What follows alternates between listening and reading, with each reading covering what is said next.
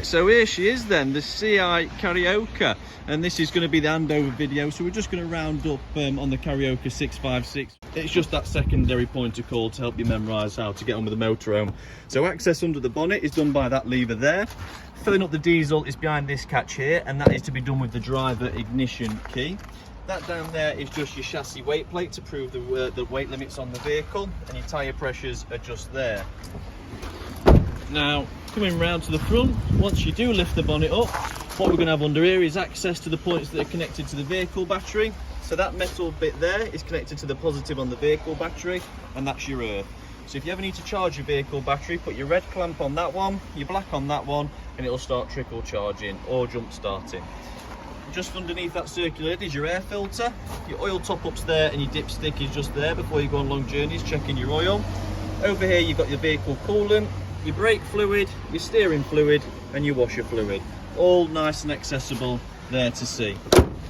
Once the bonnet's down, obviously we've had the headlights all polished for you, the nice new seal around this outside points here. The gas locker, as you know, when you go in there, turn the brass fitting left to turn the gas on, turn the brass fitting right to turn it off. The gas has to be off and strapped in if you're travelling or driving anywhere. When stationary, it can be unstrapped if you want to, and it can obviously be turned on.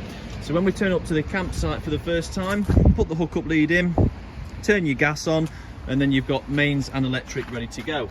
Down here is your first leisure battery, which is on a swinging mechanism, so you can drop it down to get access for changing it whenever you need to.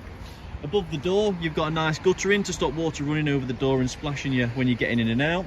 Your awning light is switched on the control panel from the inside, and these two here are just vents for the back of your fridge, because when it runs on gas it needs to breathe. So obviously don't spray water up there in a jet wash. If you have a jet washing, do it above and let it run over this section just here. The hookup lead, when plugged in, is going to power the microwave, it's going to power sockets in the vehicle, and it's also going to charge your leisure batteries for you. At the back door, it gives us access to the bunk beds, the awning wind out tool, and the centre support rafter. So this tool you use to get the awning out, this you place in the centre of the awning to strengthen it. The mattress is obviously nicely recovered, and this will fold up into a vertical position to provide you a large garage space. Locks there, and locks there for security. When you come round to the back, you've got your bike rack, which is obviously quite self-explanatory. You've got your reverse camera up at the top, which if I go to the side, you'll notice has two PZ2 screws, which means that camera is adjustable. We have got it set at the moment to where we think's best, but everyone's got their own personal preference, so undo the screws, you can tilt it down, lift it up, whatever you want. To drain the wastewater, we use this here.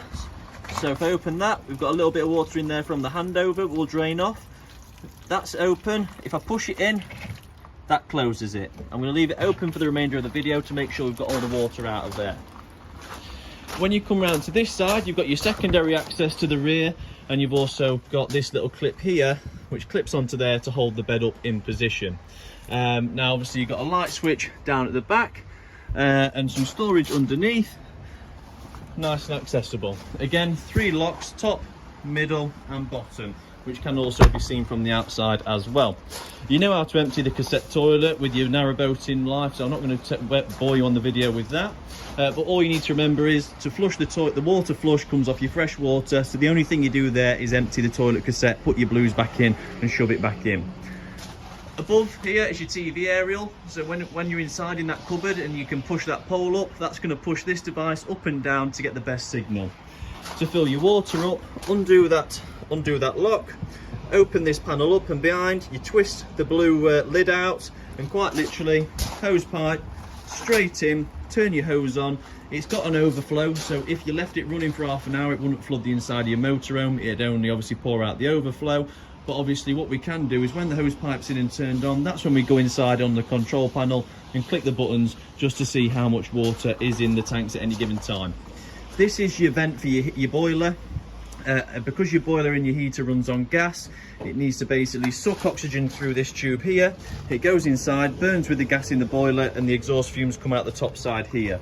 So if you want your boiler on, you need to remove this cover, which just simply hooks over the top like that and clicks on at the bottom. So whenever you want your boiler on, take this cover off, put it in the door to remind you, so when you get back into the cab to drive off, it reminds you that cover needs putting back on when you travel anywhere to stop water getting in, flies, insects and debris. On the outside of the motorhome, that is about it. So it's nice, efficient, easy to use. Inside the motorhome, I'm just going to bob my zoom on so you can see a bit better. So when we open the hab door, if we want the fly screen, notch that back just like that, then it separates itself from the door. To connect them both back together, push them together, slide that over, and now you can see they're moving together again. To lock the door, we push that in. To unlock it, we do that and lift that to open it. Once we're inside the motorhome, we've got the air vent straight away off the heating, so we can close that off and open it up as we wish. The control panel, so what you'll have done is you'll be filling the water tank up outside, the hose pipes in. So when you've got the hose in, click the water tank levels and watch out for this scale here. 25%, 50%, 75%, 100%. When the top green light's lit, turn off your water tap because your tank is full. As you use this water tank, what it's going to do is these levels are going to start coming down as you use more and more water, and these levels here are going to start going up. If you remember, this is your wastewater levels, and the reason there's two is because the water tank in the CI goes like this. So it's got two parts to the water tank. So it's got a reader in the left, a reader in the right, and S3 is the reader on the right, S2 is the reader on the left. And that just makes sure that it's giving accurate readings on your wastewater. To check your battery status, click this up here. The top one's your leisure battery, the bottom one's your vehicle battery. So we're at 75% full on the vehicle, and this just shows that it's charging because we do have the mains hookup lead plugged in outside charging the battery. If I unplug the mains hookup lead, we'd get some solid green lights on here indicating how much charge we've got. To turn the awning light on and off, we do this button here, and to turn the water pump on and off, we use this button here. Once you've filled the water tank with fresh water with the hose pipe in, and you've turned the tap off, we then need to come inside, turn the water pump on, and stand at the kitchen base unit and run the cold side until we get a solid flow of water, run the hot side till we get a solid flow of water and all the airlocks have come out. Then the whole water system is fully primed and ready to go. At that point then we can turn the boiler on, and the boiler will be full, ready to heat up. When it comes to the fridge, it's a three-way fridge. If you want it on, so this is off, that's for your gas. If you get a solid light like amber, that means it's lit. If it's flashing, it's not lit. You've either run out of gas or you've got a fault on the fridge. For hookup, turn to this one here. And when you're driving on the road and you want it on battery, to the bottom one. You'll notice no light comes on the battery because the ignition isn't turned on, so there's actually no power being sent to this fridge. To adjust the temperature, we use this here. This is your warmest and that's your coolest. To unlock the fridge, we slide that so we can open it. To lock it, we slide that, and now it's shut so it can't swing open when we've got heavy bottles in the fridge door. With the hob, you just want to push in and twist using this igniter just here. So that igniter is a shared igniter, which not only does the back hob, which you can see there, but it'll also do in the back hob, and it'll also do your oven at the same time. This igniter is a one for all. This side is your oven, so push and twist that side for your oven, to the right for your grill, using the same igniter, and these four are your four hobs. To light the heating, I'll put it back on one time zoom. So this side is your fans, this side's your heating. So what we do is we push in and twist, and you should be able to see, I don't know what angle it is, it's just this angle here. I don't know if you can see, there you go, I've just got the angle, so you can see your pilot, that's your pilot hole to check it's lit on gas. And then once it's lit, we just turn it 10 for the hottest temperature and 1 for the coolest. To turn it off, we just turn to 0. You see now it's trying to light it, there we go, fully off. Then on this side, we've got the fan speed. So if I put it on A, that means automatic. So your fans, this won't change the fan speed anymore. It's being ran by the temperature. So automatic means if I set this to number 10, which is approximately 30 degrees, this fan is going to fan it out until you get to 30 degrees, and it's going to switch the fan off. If I put it on this side, that's manual mode, where now I'm choosing 1 fan speed or 5 fan speed. And that's then going to be blowing out. I can pick my temperature and I can pick my own fan speed. Automatic will do its own fan speed in accordance to the temperature selected. Manual is where you choose it yourself. Just like now, the heating isn't on.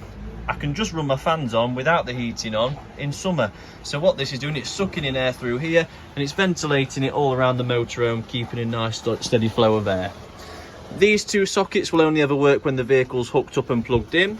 Your microwave is I don't know, twist and go, low, defrost, medium, high and very high. Always take this out when travelling, so we're not risking it falling out, damaging the worktops, because if it comes out, it might fall down and hit this when you go around a roundabout, or worse, the floor. In your actual washroom, you've got nice hot and cold feed coming through. Looks like we need some more water putting in, we're running out of water now. Flushing the toilet with that button just there. Empty it with this lever just here, and push it back across to close. This will come on when the toilet's getting full. And then always keep your shower doors strapped up when travelling to avoid them moving around too much. To shut the door, we turn that left. Underneath here is your fresh water tank, and underneath here you have your leisure battery and your boiler controls around there as well. So what I'm going to do is I'm just going to drop this cupboard door down here, because your water pump is in here, which is that, and that's your fresh water drain off. If it's pointing to the wall, it's closed. If I do that now, we're now draining this big fresh water tank under here onto the floor below us. So if I turn that back to close it off, close that up with this here, and just there you have your heater controls. Now that is a rocker switch, so if I can reach it for starters, at the minute it's in the off position, in the middle, in the middle. If I push up, I get 50 degrees hot water. If I push down, I get 70 degrees hot water. And as long as that cover is taken off, which is the one that I was telling you about outside this window, as long as that cover's off and your gas bottle's turned on, that's all you've got to do. Flick it up for 50, down for 70. Underneath here, we actually have the boiler and we have the leisure battery. This here is an isolator for your leisure battery, so if you're storing it for long periods of time, turn this switch. And underneath there is the red lever, the yellow lever, sorry. At the minute, it's in the horizontal position. If you lift that yellow lever vertically, that is then going to drain all the water out of that boiler. Now, when it comes to that, what you'll need to do is turn your water pump off. Because if you try and drain your boiler with your water pump on, all it's going to do is that pump under there is going to suck water out of this fresh water tank and keep sending it to the boiler, because it thinks you're just running the hot tap by it draining.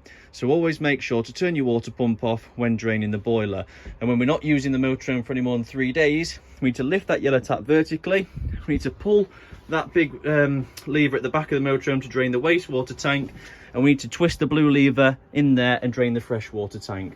That will take every ounce of water off the motorhome. So when you fill it up next time, all this will be filled with air, all your hose will be filled with air, which is why when we fill it up, we turn the pump on and we run the taps to get all the airlocks out on the hot and cold side to prime the entire system.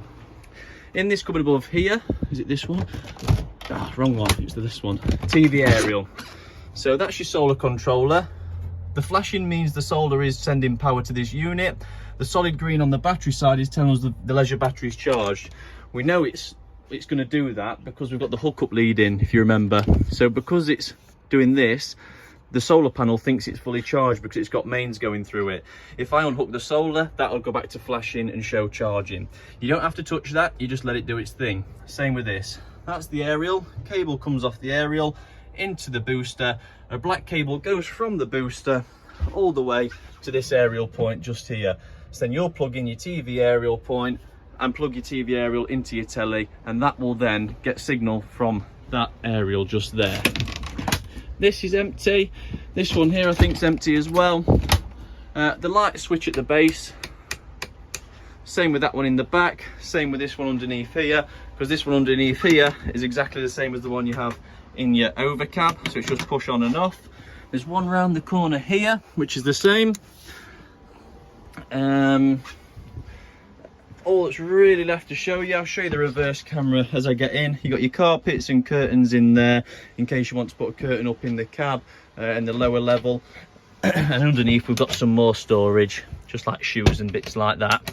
The fuses that are in that box there are all related to the cab, all for the cab, indicators, brake lights, that kind of thing.